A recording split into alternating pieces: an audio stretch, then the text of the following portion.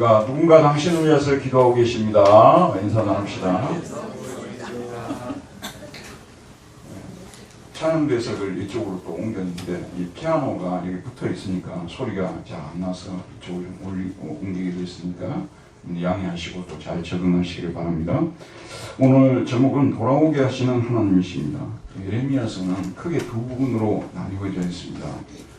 앞부분이 1장부터 29장까지인데 여기는 그냥 계속 구름낀 날, 계속 심판과 경고와 이런 말씀들이 계속 나오고 있습니다. 그 다음에 30장부터 52장까지는 분위기가 완전히 바뀌어가지고 용서와 회복의 말씀들이 계속해서 나옵니다. 하나님께서 그들을 용서하시고 다시 옛날 땅으로 돌아가게 해서 그들과 새 언약을 맺고 그들과 영원토록 함께 하시겠다는 희망의 메시지를 예레미야를 통해서 전하게 하십니다. 그래서 저도 뒷부분을 훨씬 좋아합니다. 뒷부분을 전하기 위해서 앞부분을 전하지 않을 수 없었던 거죠. 이거는요, 부모가 된 사람들은 그냥 금방 알아요. 아이들한테 좀 안 좋은 얘기 먼저 꺼내잖아요. 나중에 좋은 얘기 하려고 그런 거예요. 똑같은 겁니다. 하나님은 자상하신 아버지셔서 또 우리를 올바로 교육하시는 아버지시기 때문에 안 좋은 얘기를 먼저 하고 그 다음에 좋은 얘기를 하시는데 두 번째 부분에서 제일 중요한 구절이 예레미야 31장 31절입니다. 3일 3일 3일 3일 3일절 3일절 31장 31절인데 이건 구약 그 성경 전체에 걸쳐서도 가장 중요한 구절이라고 말씀을 드릴 수 있는데 이 구절 때문에 말하자면 우리를 구원하는 역사가 시작되었다고도 말씀을 드릴 수가 있습니다. 31장 31절 우리 다 같이 한번 읽어보도록 합시다. 시작. 여호와의 말씀이니라. 보라 나는 이르니 내가 이스라엘과 유다에게 새 언약을 맺으리라. 뉴 카버넌트 새 언약을 맺겠다고 말씀하고 있어요. 이건 구체적으로 예수 그리스도를 통해서 구원 역사를 이루신다는 그런 내용인데 33절을 보면 그 새 언약의 내용이 나오는데 그러나 그날 후에 내가 이스라엘과 맺을 언약은 이러하니 곧 내가 나의 법을 그들의 속에 두며 그들의 마음에 기록하여 나는 그들의 하나님이 되고 그들은 내 백성이 될 것이라. 여호와의 말씀이라. 법을 우리 밖에다가 두니까 사람들이 그냥 잊어버리기도 하고 그냥 이렇게 제쳐두기도 하고 하니까 법을 우리 마음속에다가 새긴다고 말씀하십니다. 법을 우리 마음속에 새긴다고. 이런 시대가 오래할 것을 말씀하고 있습니다. 자, 이제 30장부터 시작해서 이 새 언약의 관점에서 희망을 전하는 메시지들이 나오는데 오늘 이제 첫 번째 부분에 벌써 이 말씀이 나옵니다. 우리 본문으로 갖고 30장을 보도록 합시다.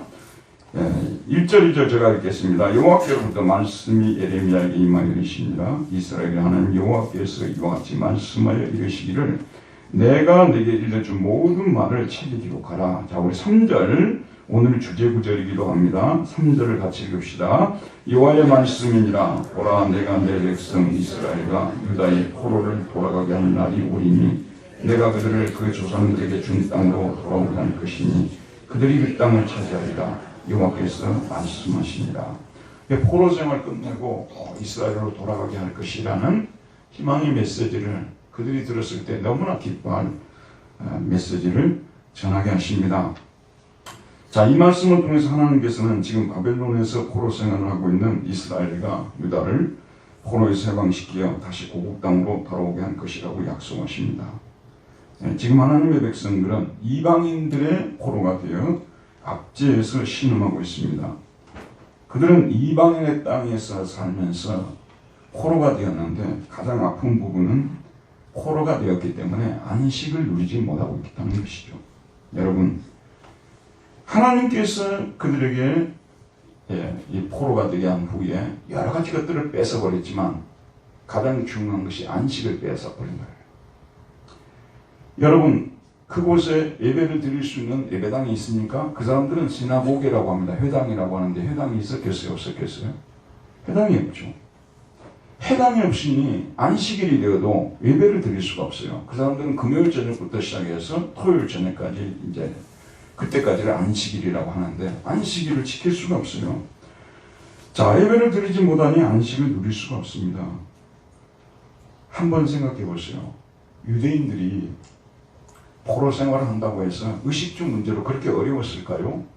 그건 우리가 그냥 그렇게 생각하는데 가끔 우리가 너무 이제 사람이 단단하고 지혜로운 사람을 만나게 되면 그 사람은 시베리아 벌판에 떨어뜨려 놔도 살아갈 수 있는 사람이다 이렇게 말하는 경우들이 있죠.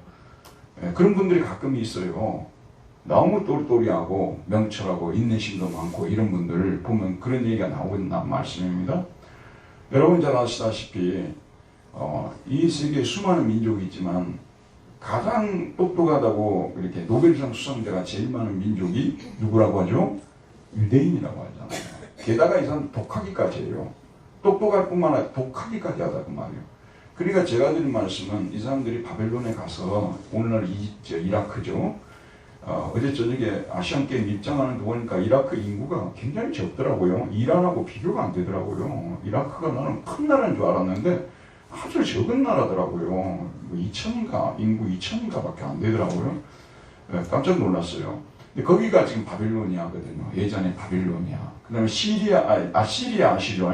아시리아는 지금 이란이에요. 이란. 또 근데 이란이 어제 또 보니까 뭐 이란이 그 인구가 또 어마어마하게 많대요. 이란은요. 난 이란하고 이라크하고 대등하게 생각했는데 대등한 게 아니더라고요. 이란이 훨씬 앞서 있더라고요. 그리고 뭐 석유 매장량과 그다음에 뭐 요즘 그 유행하는 그 뭐죠? 그 아주 귀한 강물 강석이죠. 그것도 뭐 이란이 세계에서 뭐 두 번째고 뭐 이런 나라더라고요. 이라크는 그렇게 그때는 세계 최고였지만 지금은 이렇게 약해져 있는 나라예요. 그러니까 이라크 땅에 들어갔단 말이에요. 여러분 이걸 생각해 보면 돼요. 우리나라 사람들이 강제로 용종으로 갔다가 그 다음에 간도로 갔다가 뭐 북간도 서간도 막 이잖아요. 간도로 갔다가 그 다음에 이제 저쪽에 타슈켄트라든지 막 그런 뒤로 강제 이주를 갔잖아. 고려인들이요. 근데 여러분 그 사람들 거기에서 정착 잘 해가지고 농사도 짓고 자식도 얻고 해서 지금까지 그 후손들이 내려오잖아요. 우리나라 사람들이 남미로 또 사탕수수 재배하러 또 갔다 하더라고요. 거기 가서도 또 살아남는다. 하물며 유대인들이 그 땅에서 살아남을 수 없다고 생각할 수 있습니까?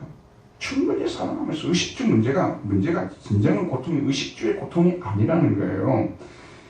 그들의 진정한 고통은 해당에 가서 하나님께 예배를 드릴 수 없는 고통이었다는 것입니다. 목사님, 요새요, 제가 예배를 드리고 싶은데요, 예배를 드릴 수 있는 환경이 안 돼가지고, 제가 예배를 못 드려서 죽을 지경입니다. 우리 교인 중에 이렇게 말하는 분이 한 분이 없어요, 지금. 빨리 한 분이 나왔으면 좋겠어요. 이 사람이 진정으로 고통이 무엇인 줄 아는 거예요. 인간의 진정한 고통은 하나님께 예배를 드리고 싶어도 예배를 드릴 수 없는 고통입니다. 안식일에도 노동을 시키니 회당에 예배를 드리러 가지를 못합니다. 예배를 드리지 못하니 안식을 누리지 못합니다. 여러분, 예배를 드리지 않는 삶을 살면서도 내 삶의 안식이 넘칠 것이라고 생각합니까? 확실하게 종이에다 썼어요. 나는 하나님 백성이 아니고 이방인이라고. 이방인 빼고 하나님 백성은 하나님과 관계를 제대로 맺지 않는 상태에서 절대로 진정한 안식을 허락하지 않습니다. 포로 생활로 인한 그들의 가장 큰 괴로움은 안식을 누리지 못한다는 것이었습니다. 그래서 하나님께서 이제 그들에게 안식을 약속하십니다. 오늘 말씀 3절을 우리가 한번 보면 이 지금 우리 3절에 여호와의 말씀이니라 돌아내가 내 백성 이스라엘과 유다의 포로로 돌아가게 할 날 나오죠. 돌아가게 할 날 여기 한번 나오죠. 내가 그들을 그 조상들에게 준 땅으로 돌아가게 할 것이니 두 번 나오죠. 그들이 그 땅을 차지하리라 여호와께서 말씀하시니라. 자, 그런데 이게 참 그래서 이 번역이 반역이라는 말이 맞아요. 여기서 돌아가게 한다는 말은 원문에서는 3번 나와요. 근데 이 사람들이 2번으로 그냥 번역을 해버렸어요.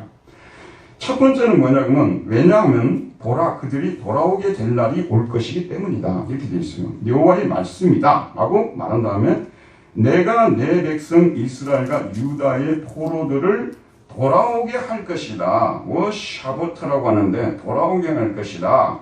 한번 나와요. 그 다음에 여호와의 말씀이다가 나오고 내가 그들을 그 조상들에게 주었던 땅으로 돌아오게 할 것이다. 이것이 뭐냐면 하시보팀이라고 해서 사역 강조형. 그러니까 돌아오는 날이 한번 나오고 그 다음에 돌아오게 할 것이다. 돌아오게 할 것이다. 2번에 걸쳐 나오고 이게 총 3번 나오는 거예요. 근데 우리말로 번역할 때 2번으로 번역을 했습니다. 자, 그런데 여기서 더 주목해 봐야 될 게 뭐냐면요. 원래 돌아오게 한다는 히브리어 단어는 슈브라고 해요. 슈브. 우리 옆 사람하고 슈브라고 말해서 슈브 돌아오십시오. 슈브. 예, 여기 이스라엘 가서 좀 써먹어도 충분히 이 말은 지금도 슈브가 돌아오다는 것이거든요. 근데 우리말로는 돌아오다 그러면 슈브인데, 슈브가 돌아오다는데, 여기 원래 원문에서는 샤바트 동사를 쓰고 있어요. 샤바트 동사를 써놓고 돌아오다라고 번역을 하게 된 거예요. 그런데 샤바트는 누구나 이스라엘 사람들이면 너무나 익숙한 말이에요. 샤바트 모르는 사람은 이스라엘 사람이 아니에요. 간첩이란 말이에요. 샤바트가 뭐냐면 안식하다는 뜻이에요. 안식하다는 뜻이에요. 그래서 이 창세기 2장 3절에 보면 여호와께서 그날에 안식하셨다 할 때 샤바트를 쓰고 있는 거예요. 근데 사실 오늘 이 말씀은 샤바트를 썼기 때문에 포로에 돌아와서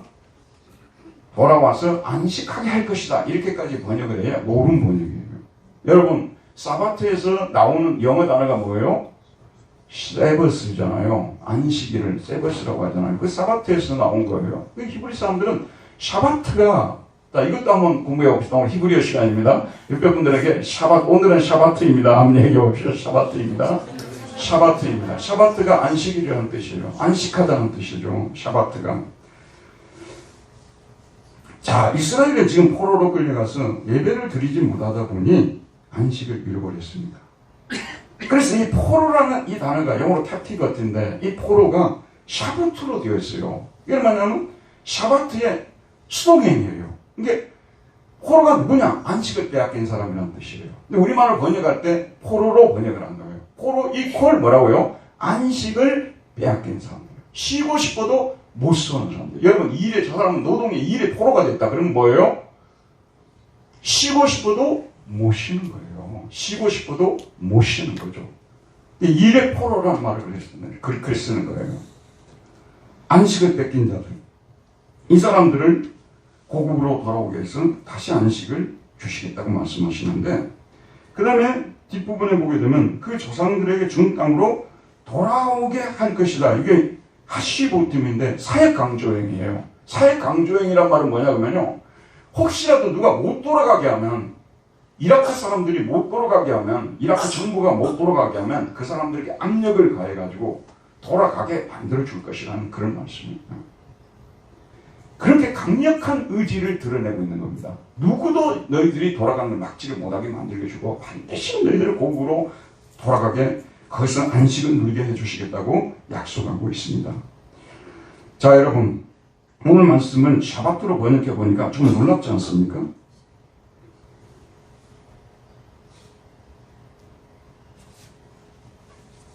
여기서 안식하게 하겠다는 말을 왜 썼을까? 저는 이 말씀이 이해가 되더라고요. 여러분, 이스라엘 백성들은요, 모든 인간이 다 타락이 있습니다만 좀 심하게 타락한 사람들이에요. 이스라엘의 사사기부터 시작해서 심지어는 광야로부터 시작해서 이스라엘 백성들 역사를 한번 오늘 돌아가서 다 기록해놨잖아요. 기록해놨죠. 읽어보세요. 근데 우리나라 역사는요, 거짓말로 기록할 가능성이 굉장히 커요. 왜냐하면 좋은 얘기만 다 써놨으니까. 그 국사 가르치는 사람들이 양심의 문제가 반드시 대두되게 되어 있는 거예요. 그렇죠? 근데 이스라엘의 역사는 거짓이 없어요. 왜냐하면 너무 나쁜 얘기를 너무 많이 써놨잖아요. 이거는 사실일 가능성이 훨씬 많죠. 그 이스라엘이 너무 못됐어요. 그래서 하나님께서 설령 그들을 포로에서 해방시켜서 본래 고국으로 데려놨다고 합시다, 여러분. 그랬다고 해서 그 사람들이 하나님만 섬기고 산다는 보장이 있겠습니까? 못 믿는 거예요. 그래서 안식을 시키겠다. 이 말씀을 쓰고 있는 거예요. 그래야 비로소 돌아온 것이라는 그런 말씀이죠. 돌아왔더니 이제는 한껏 하나님께 예배를 드리게 되었으니 내 마음이 너무나 좋다. 전에는 내가 포로로 끌려가지고 예배를 못 드려서 마음이 너무 고통이 컸는데, 진짜 우리 교인들요, 다 우리 한국 땅에 사무실 쫓아내야 돼요. 그래갖고 예배당도 없는데 불교 나라 그런 데 가서 좀 우리가 있어 봐야 돼요. 그래야 이 예배를 주일날마다 드릴 수 있다는 것이 얼마나 큰 기쁨과 행복인가를 알 수가 있는 거예요. 제가 예전에 베를린에서 새벽 기도를 드리고 싶은데요, 예배당 빌려서 쓰는 만큼 돈을 줘야 되니까 가정에서 예배를 드렸단 말이에요. 죄송합니다만은 옆에 그 가정들이 생각했어요. 찬송가를 못 불렀어요. 우리가 찬송가를 못 부르고 바로 그냥 이 성경만 빼가지고 읽고 그냥 조용히 기도하다 가도록 그렇게 했어요. 그 고통이 얼마나 큰 줄 아세요, 여러분? 여러분 진짜 이렇게 예배를 자유스럽게 드렸으니 이게 하나님의 큰 은혜보다 영광을 돌리시기를 바랍니다. 제일 고통스러운 것이 예배 못 드리게 하는 거예요. 예배를 못 드리면요, 진짜 하나님의 백성들은 살맛이 안 나는 거예요. 주일날 여러분들 한 번씩 와서 예배 드리고 가죠? 아무것도 아닌 것 같아요. 하지만 여러분 이것 때문에 숨통이 트이는 거예요. 여러분 영적으로 안식을 누리는 거예요. 그래서 마음이 좀 안정이 되는 거예요. 그래서 일주일 동안 또 힘있게 살아갈 수 있는 것입니다. 그래서 이 주일을 지킨다는 것이 얼마나 중요한지 모릅니다. 일제강점기를 한번 생각해 보세요. 요즘은 식민지라 말을 쓰지 않고 강점기라고 쓰잖아요. 강제로 점령한 시기. 36년 동안 강제로 점령을 했잖아요. 그래서 1945년 8월 15일에 해방이 됐잖아요. 우리가 이제 해방이 됐단 말이에요. 우리 스스로 뭐 나라를 세우고 건국을 하고 그랬지 않습니까? 자, 봅시다, 여러분. 그렇게 해서 몸만 거기서 빠져나왔다고 했어요. 일본에서 한국으로 돌아왔다고 했어요. 진정으로 이 사람이 일본으로부터 해방이 된 사람 맞습니까? 가끔 가다가 유명한 사람, 교수라는 사람들, 또 유명한 사람들이 나와가지고 일본이 우리한테 해준 것이 얼마나 많은데 우리 근대화가 된 것은 일본의 도움이야. 솔직히 저도 일본 가봤거든요. 일본은 무시할 수 없는 나라예요. 테크닉 면에서는요, 여러분, 테크닉 면에서는 우리하고 일본하고 비교하면요, 우리가 많이 떨어진다고 봐야 됩니다. 물론 앞서는 분야도 있습니다만은 배울 점이 많아요. 하지만 우리 괴롭힌 것은 분명한 것이거든요. 그들 때문에 우리가 고통을 당하고 산 건 맞거든요. 수많은 가정의 어려움을 겪고 수많은 독립군들이 죽었고요. 그러니까 이런 생각을 청산하지 않으면 이 사람은 진정한 의미에서 해방된 사람이 아니라 그런 말씀이에요. 나와가지고 쓸데없이 일본 때문에 우리가 이 정도로 된 거 아니냐고 이런 소리나 하고 있다는 그런 말씀 아닙니까? 진정한 해방이 안 된 것이죠. 진정한 해방을 맞지 않으면요, 우리 마음속에 안식이 없다는 것입니다. 이스라엘 백성들에게서 진정한 해방은 그들이 잃어버렸던 안식을 되찾는 것입니다. 하나님께서는 이제 그들을 다시 이스라엘 본국으로 돌아오게 하실 것이라고 말씀하십니다. 그리고 그곳에서 성전을 짓게 하여 그 성전 안에서 안식일을 거룩히 지키게 해주시겠고, 그로 인하여 그들이 잃어버린 안식을 되찾아 누리게 하시겠다고 말씀하십니다. 바로 이 안식을 누리도록 하게 하기 위하여 하나님께서 그들을 다시 고국으로 돌아가게 하시겠다는 말씀입니다. 우리도 그렇습니다, 여러분. 많은 성도님들이 참 신앙생활을 가르치기도 어렵고 배우기도 어려워요. 솔직히 가르친 대로 다 삽니까? 가끔 가다가 대예배 기도하시는 분들이 제가 지난주 설교했던 내용을 포함을 시켜서 기도하면요, 참 그렇게 고마울 수가 없어요. 왜냐면 그걸 안 해야 정상인데, 정상이 아닌 그런 기도를 드리고 있기 때문에 그 정도로 말씀에 주목하고 산다는 얘기가 아니겠습니까? 근데 우리들이 그렇습니다. 우리가 얼마나 연약하고 우리가 얼마나 어리석냐 그러면요, 하나님과 관계를 크게 중요시 여기지 않아요.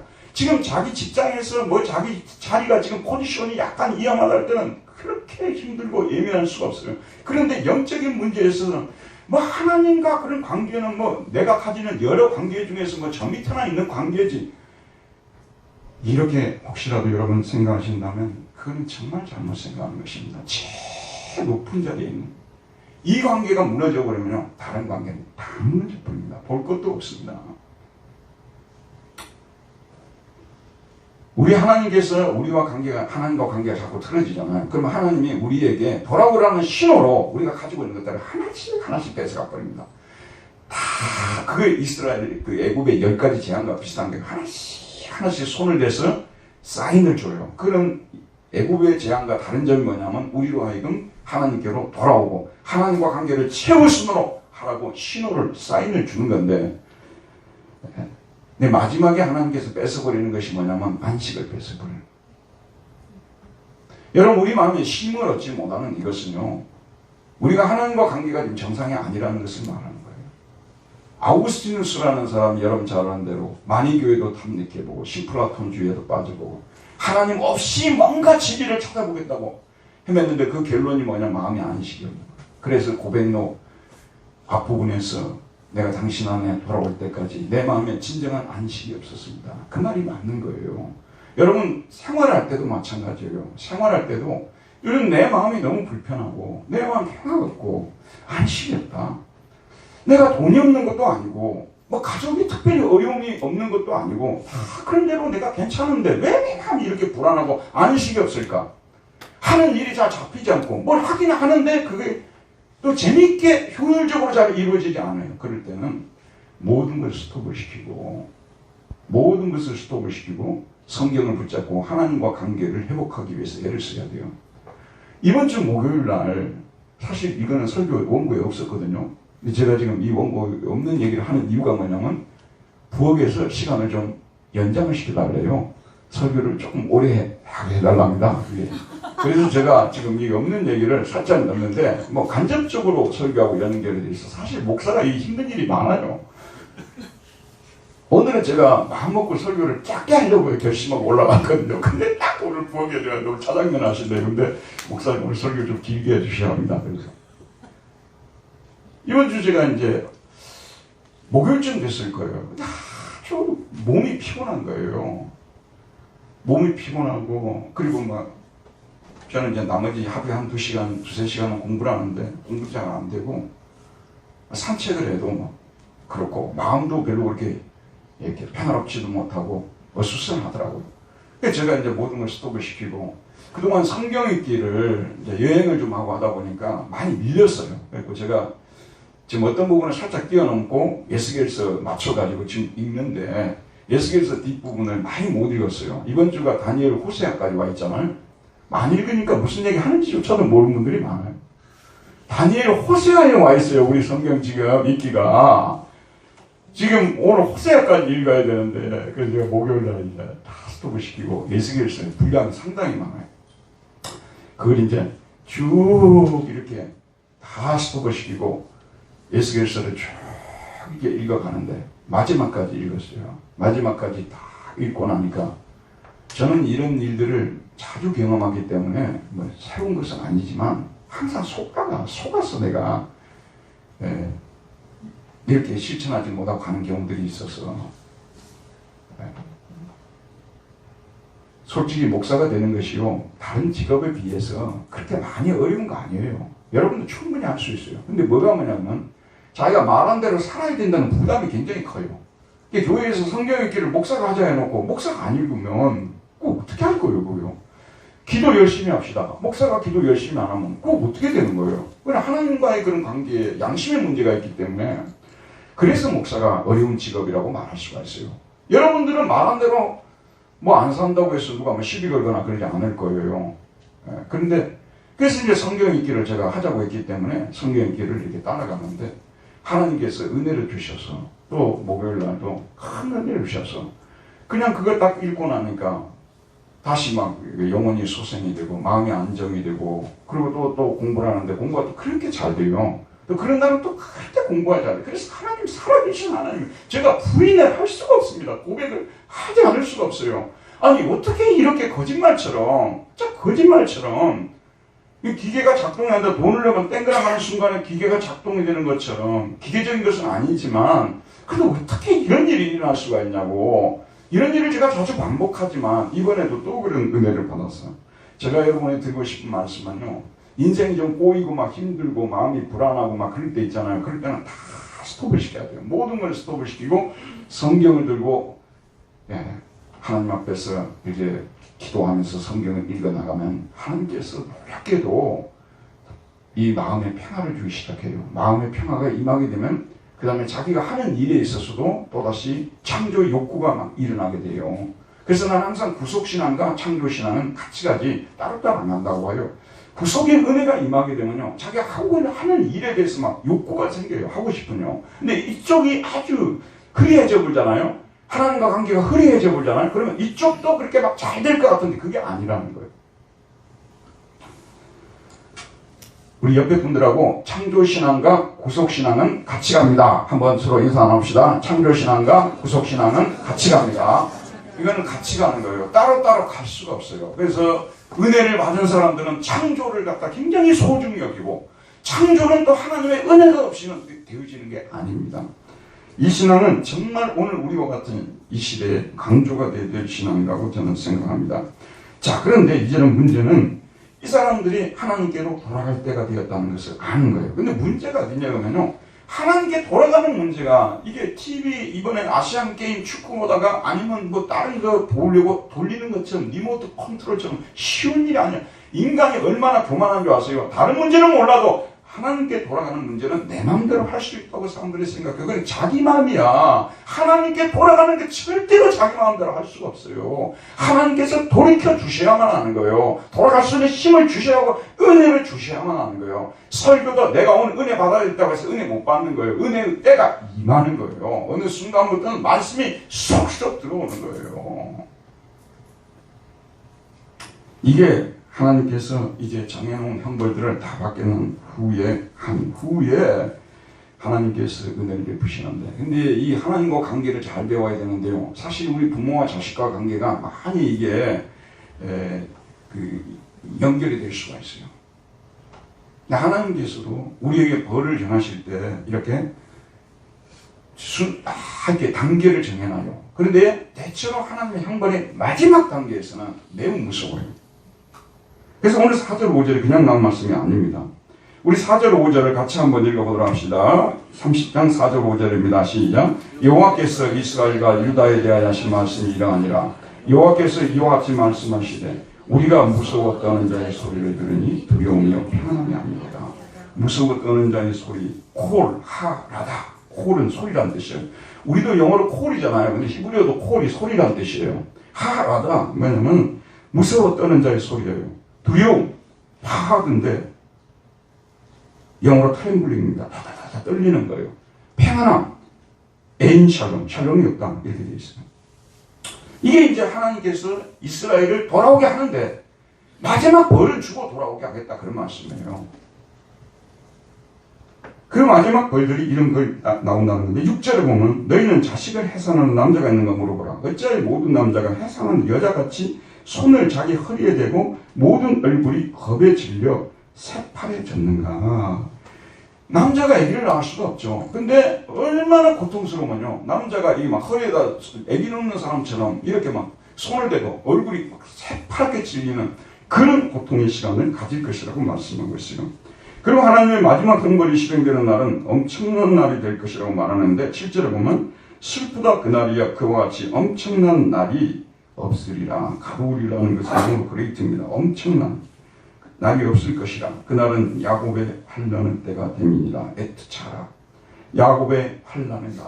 그러니까 지금까지도 많은 어려움을 겪었어요. 바벨론 땅에 가서 얼마나 고생을 많이 했겠어요. 얼마나 많은 종류의 어려움을 겪었겠어요. 그러나 그런 어려움들과는 도저히 비교조차 할 수 없는 그런 환난이 그들에게 임할 것이라고 말씀하고 있는데, 매를 이제 우리 여기 앉아 계신 분들은 50대 이상 분들은 적어도 50대 중반 이후에 계신 분들은 학교에서 매를 맞고 학교 생활을 했을 거예요. 저도 매 맞아 본 적이 있거든요. 매 맞아 선생님이 진짜 매를 때렸어요. 엎드려 가고 막 매를 때리고 막 손바닥 치는 걸 이러고 우스고요. 또 막 너무 화나는 선생님들은 막 진짜 애들을 막 데리고 때리고 막 이런 시대에 우리가 학교 생활을 했잖아요. 근데 이 매를 맞아보게 되면, 오늘 매 10대 맞는다 그러면 9대 맞고 마지막 맞을 때가 제일 아파요. 10대 맞기. 그 직전의 그 심적인 고통은 어마어마한 거죠. 그리고 매 맞을 때는 어쩌냐 그러면 빨리 가서 맞아버려야 돼요. 뒤에서 기다리는 이게 또 엄청 힘든 거예요. 맞는 사람 보고 있는 거. 그래, 매를 맞으면 빨리 맞아버려야 된다 그러잖아요. 나는 이런 걸, 그 선생님이 시키면 빨리 맞는 데는 또 제가 또 아주 익숙해서 막 이런 거 빨리 맞아봐. 뒤에서 너무 무서우니까. 근데 이제 너무 이게 심해지게 되면 아무리 신앙이 좋은 사람도요, 좀 포기하고 막 좌절하고 심지어는 막 죽고 싶다는 생각도 할 수가 있는 거예요. 그게 하나님의 형벌이에요. 진짜 여러분들이 이런 생각 안 해보신 분들은 진짜 하나님의 형벌을 아직까지 맛보지를 못해서 그래요. 너무너무 고통스러워서. 나는 이제 우리 아들도 몸이 안 좋다는 거 여러분 알잖아요. 그럼 내가 우리 아들한테 요즘 자주 하는 말이 뭐냐면, 너만 그런 고통을 겪는 게 절대 아니라고. 지금도 이거 온천지게 꽂고 있지 않으면 잠을 이룰 수 없고, 너무너무 고통스러워서 밤에 잠을 이루지 못하는 사람들이 얼마나 많은 줄 아냐고. 너는 거기에 비하면 그런 대로 괜찮다고 이렇게 얘기를 합니다. 실제 저는 그렇고요. 또 저 같은 부모가 있어서 돌봐주는 아이들도 있지만 부모가 없어서 돌봐지도 못하고 그런 고통을 겪는 사람들 생각하면 가슴 아픈 일 아니겠습니까? 그러니까 진짜 이 고통이라는 것은요, 진짜 당하면 너무 힘든 거예요. 어제도 저희 집사람하고 하도 연세 드신 분들이 어려운 일이 많으니까 우리는 나중에 이제 어떻게 해야 될까, 이게 너무 큰 고통이 오면은 그거 어떻게 견딜까, 그런 얘기를 했습니다. 뭐 저희들만 그런 게 아니라 대부분 그럴까. 근데 항상 하나님이 하시는 일은 반전이 있어요. 바로 이때가 뭐냐면 하나님이 보통 그 사람을 돌이키는 때. 그래 실제로 보면 뒷부분을 보면 그러나 그가 환난에서 구하의 냄을 얻으리라. 이런 커다란 환난이 자기 인생에서 한 번도 당해보지 못했던 그 엄청난 고통을 당할 때가 바로 하나님께서 그를 구원하는 그 시간이라는 반전. 여러분 저녁에 잠 안 올 때가 많으시죠. 근데 요즘은 이제 나이가 좀 젊은 분들도 저녁에 잠을 많이 못 이룬대요. 제가 아는 누가 있는데 그분 얘기는 안 할래요, 제가요. 저는 잠을 못 이루는 거 몇 년 동안. 근데 잠 안 오실 때 새롭게 하소서 이걸 쳐보세요. 그러면 이제 막 간증들이 막 쫙 떠요. 보통 간증이 하나만 1시간 정도만 이런 간증들이거든요. 1시간 뭐 15분, 좀 길게는 30분 이런 간증들인데 유익하죠. 뭐 특별히 잠 안 올 때 그거 들으려고 하는 사람 별로 없으니까, 잠 올 때, 잠 안 올 때 이제 그런 거 듣는 거예요. 들어보면 대부분 간증들이 뭐냐면요, 그때 자기가 하나님을 떠나 살았는데 정말 너무너무 힘들어서 정말 목숨을 끊을 바로 그 직전까지 갔노라. 그런데 그날 예배에 참여했는데, 그런데 기도에 참여했는데, 무슨 부흥에 참여했는데 이 말씀을 듣고 자기가 목숨을 끊으려다가 살아났다. 이런 얘기 많이 하죠. 그거 뭐냐면 하나님께서 그렇게 하시는 거예요. 하나님께서요. 우리 인간이 하나님을 거역하고 살면요, 갈 때까지 하나님께서 밀어붙이는 거예요. 여기 있는 분들 중에서요, 이거는 내가 모은 재물이기 때문에, 이거 내가 모은 재산이기 때문에 내가 붙들고는 절대 없어지지 않을 것이라고 생각하는 분들 의외로 많아요. 하나님이 한번 손을 대면요, 그거 다 없어져요. 다 없어집니다. 그래서 진짜로 더 이상 정말 살아갈 힘이 없다. 어제도 그 얘기를 했는데, 외국에는 가게 되면 그 전철역 같은데 거지들이 그렇게 많아요. 거지들이 그렇게 많습니다. 우리나라도 거지가 없는 게 아니죠. 항상 제가 우리 집사람한테 하는 얘기가, 예전에 그분들 중에서 회사 사장님도 계셨고 잘 나가는 분들 많았어요. 한순간에 일이 꼬여버리면 우리도 저렇게 될 수가 있는 거라고 이 얘기를 합니다. 나무 일이 절대 아니라는 거죠. 특별히 하나님을 사랑하는, 하나님께서 사랑하는 사람들에게는 하나님을 떠나서 살아갈 때 이런 고통을 주세요. 근데 마지막에 하나님 바로 삶을 포기하려고 할 때 그들을 다시 일으켜 세워주셔서 놀라운 방법으로 건져내시는데, 더 감사한 것이 뭐냐면요, 그동안에 잃어버렸던 것들을 하나씩 다 되찾게 해주신다는 것이 은혜예요. 다 되찾게 해주시는 거예요. 다 되찾게 해주시는 거예요. 이게 예수 믿는 그런 재미 아니겠어요? 그래서 회개하는 것이 참 지혜로운 겁니다. 너무 좋은 겁니다. 왜냐하면 회개와 동시에 모든 것을 다 되찾게 되고, 심지어는 마지막에 안식을 되찾게 되는 자리까지 이르게 된다는 것입니다. 8절 말씀에 보면 만군의 여호와의 말씀이라, 그날에 내가 네 목에서 그 멍에를 꺾어버리며 네 포박을 끊으리니 다시는 이방인을 섬기지 않으리라 라고 말하고 있습니다. 예를 들어서 이스라엘 백성들이 다시 옛날 자기 땅으로 돌아왔단 말이에요. 근데 여전히 바벨론이라든지 애굽이라든지 아시리아가 권력을 가지고 있어, 이방인들이요. 뭐 언제든지 쳐들어와서 또 포로 삼을 수 있잖아요. 하나님이 회복해 주실 때는 그런 사람들이 다시는 쳐들어오지 못하게끔 그들을 멸망을 시켜줄 것을 말씀해 주고 있는 겁니다. 여러분, 영적으로 이것을 대입을 시키면 이렇습니다. 우리가 하나님을 떠나게 되면요, 하나님 섬기는 게 너무 귀찮은 거야. 막 교회 가는 것도 귀찮고, 막 하나님은 어떻게 섬기고 사냐, 이래서 세상으로 갑니다. 세상에 돌아가는 순간부터 어떤 사람은 마약을 붙잡고 살고요, 어떤 사람은 뭐 이런 저런 것들 붙잡고 거기에 종이 되어서 살아가는 거예요.